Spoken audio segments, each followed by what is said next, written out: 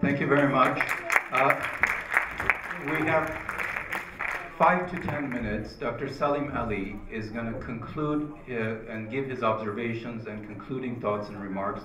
And I think that's very interesting, and all of us, I think, should stay. Okay, I promise to take literally 5 minutes because I know it's been a very long day. You're probably all exhausted, as am I for sure. But I think it's important to bring some closure to the conversation. And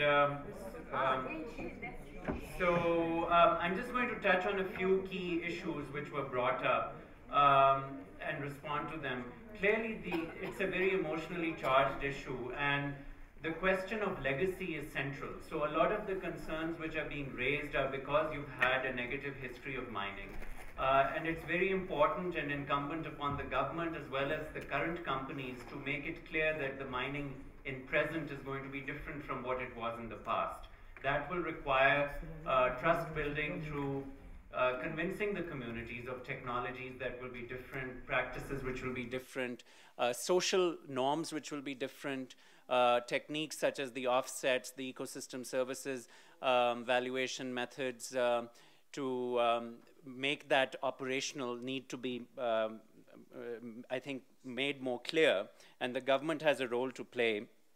Now, in terms of this question of the waste, which was brought up repeatedly by our friends and the previous panel, I think it's important to note that when you classify something as a waste, environmentally that is also a questionable issue, because ultimately if you want a circular economy, a sustainable economy, you want to be able to use the waste. So you want regulations which will actually encourage reuse of that material. And certainly with tailings, one of the concerns is that with modern technology, if you classify something as a waste legally, you will find it very difficult to actually make it environmentally usable, reused, recycled. And so there is an environmental case also for not necessarily classifying something as a waste. In the United States, that has been a major problem, in fact, that recycling is often discouraged because things are classified as wastes, and then therefore they are regulated, especially if they're regulated as hazardous waste, then it becomes even more difficult to reuse them in anything. So environmentalists be warned about how you use the concept of waste. If you truly want an industrial ecological system, a circular economy, you have to be very careful about how you will regulate waste. The United States has been in a real problem. Environmentalists themselves are concerned about it, first and foremost, because of the classification of something as a hazardous waste. So that doesn't mean that you don't have liability. I totally agree with the panelists that you need to have joint and several liability in terms of harms which are caused, and companies and all developers need to be accountable for them. But classification has to be handled with great care. And I think that was not obvious from the panelists' discussion at all.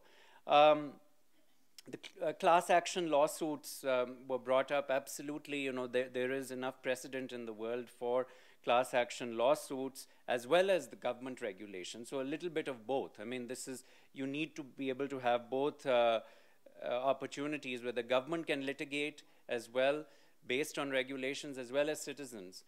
So the more eyes and ears that are on a particular issue, the better it's likely to be in terms of enforcement action. And I hope that your legal system will evolve in that direction. There was a mention of the Washington Consensus the gentleman mentioned. I want to make it clear that the Washington Consensus is not a treaty. It is an informal set of rules which was set forth by an economist by the name of John Williamson.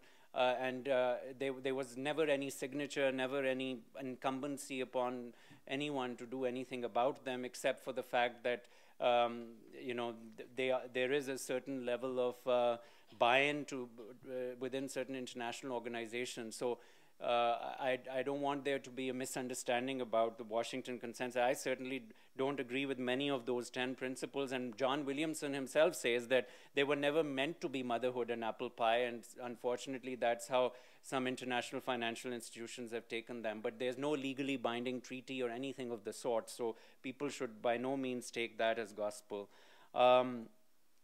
The issue of legal and regional governance was brought up earlier on. It goes back to what I said, was that when you have a country which has a relatively homogeneous population, you can get away with much more centralized control. That being said, there is a definite case to be made for local and regional environmental vigilance and regulation. So you can have more stringent local regional regulation. That's how it is in the US also, and in many other developed countries as well. So in terms of stringency, yes, local governments can come up with a certain higher level of stringency around environmental regulations. But I think Armenia, in terms of its demographic, is well suited for, having a good balance in that regard. So you don't need as much devolution as some other countries like Nigeria might need. So I think I'll end there with just some general thoughts, just a few sentences saying that your predicament right now in Armenia, where you see yourself really at a fork in the road, do we go with mining, do we develop it further? You already have a history, you should certainly learn from that history, but you should not necessarily be paralyzed by that history. I often give the example that you should always you should always let memory guide you, but if it's just like driving a car, if you're constantly looking at the rear view mirror, you'll probably get into an accident. So you want to occasionally look back and learn from those lessons, but you do want to also move forward and think about ways in which you could have multiple development paths. So if there was a golden rule, if I would say at the end, is you have to diversify your economy regardless of what you choose as the dominant sector. So diversification is always going to be a golden rule which you can go by. Thanks for the invitation. Thanks for the opportunity. I look forward to visiting the mining regions in the north tomorrow, and hopefully by then I'll be more informed and can write about this further. Thank you.